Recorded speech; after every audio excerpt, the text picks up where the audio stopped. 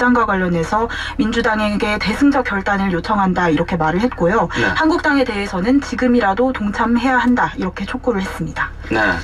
그런데 자고 나니까 나경원 원내대표가 네. 해방 후 설치됐던 반민특위 활동에 대해서 이게 국론 분열을 일으켰다는 취지의 발언을 했습니까? 네. 어떻게 된 얘기죠? 네, 나 원내대표는 어제 최고위원회의에서 국민들이 반민특위로 분열됐던 것을 기억할 것이다 이렇게 말을 했는데요. 네. 이게 국가보훈처가 기존 독립유공 서훈자 가운데 친일 행위를 했던 사람들을 가려내겠다 이렇게 한 것을 비판하다가 나온 발언입니다.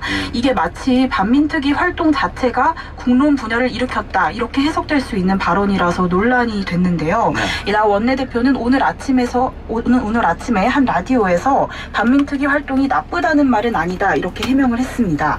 그리고 오늘 의원총회에서도 해방 이후 친일 청산이 잘 됐어야 한다 이렇게 말을 하면서 반민특위 활동도 잘 돼야 했지만 국론 분열을 가져왔다 이렇게 수위는 조절했지만 취지는 비슷해 보이는 언급을 다시 했습니다. 민주당과 정의당은 이 발언에 대해서 역사의식이 결여된 몰지각한 발언이라고 비판했습니다. 네. 장관 후보자들에 대한 소식도 들어와 있네요. 진영 행정안전부 장관 후보자가 정치 후원금 관련해서 논란이 있습니까?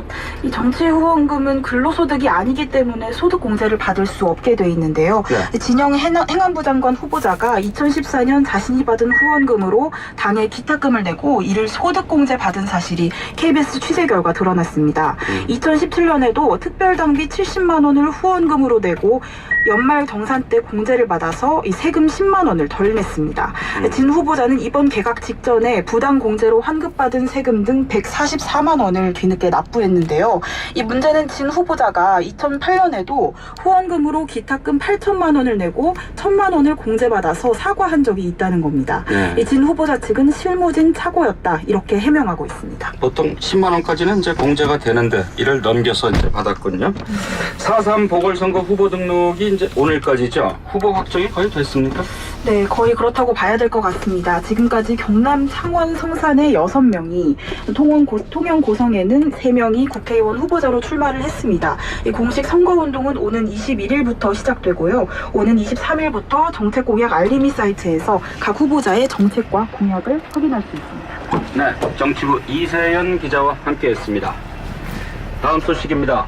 가수 정준영 씨와 승리 씨가 어제 경찰에 출석해 밤샘 조사를 받고 오늘 아침 귀가했습니다. 경찰은 정준영 씨에 대해서는 불법 촬영과 유포 혐의, 승리 씨에 대해서는 성매매 알선 혐의를 집중 추궁했습니다. 김지숙 기자가 보도합니다. 서울지방경찰청 광역수사대는 가수 정준영 씨를 피의자 신분으로 소환해 어제 오전부터 21시간에 걸쳐 조사를 벌인 뒤 오늘 아침 돌려보냈습니다. 정 씨는 성관계 동영상을 불법 촬영하고 유포한 혐의를 받고 있습니다. 경찰은 정 씨가 메신저 대화방에 올린 영상들이 상대방의 동의를 구하지 않았을 가능성이 크다고 보고 영상이 촬영 유포된 경위를 집중적으로 추궁했습니다.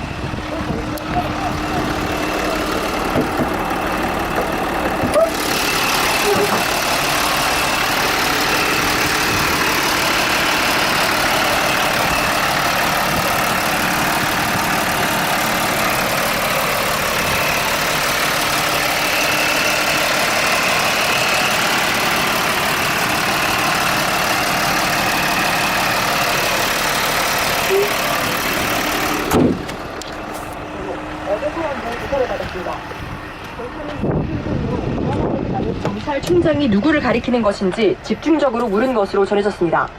유 대표는 경찰총장은 총령급 인사라고 경찰에 진술한 것으로 알려졌습니다. KBS 뉴스 김지숙입니다. 서울 강남구역 버닝썬과 경찰관의 부착거리로 지목돼 구속영장이 청구돼 전직 경찰관 강모 씨의 구속 여부가 이르면 오늘 결정됩니다. 강 씨는 오늘 오전 영장 실질 심사를 받기 위해 서울중앙지법에 출석했습니다. 별장 성접대 의혹을 받고 있는 김학의 전 법무부 차관에 대한 검찰 진상조사단의 소환조사가 잠시 뒤인 오후 3시부터 예정돼 있습니다. 하지만 김 전 차관이 직접 출석할 의무가 없어 오늘 조사에 실제로 나타날지는 미지수입니다. 보도에 김성수 기자입니다. 대검찰청 과거사위 진상조사단이 별장 성접대 의혹을 받고 있는 김학의 전 법무부 차관을 조사할 예정입니다. 진상조사단은 어제 김전 차관에게 오늘은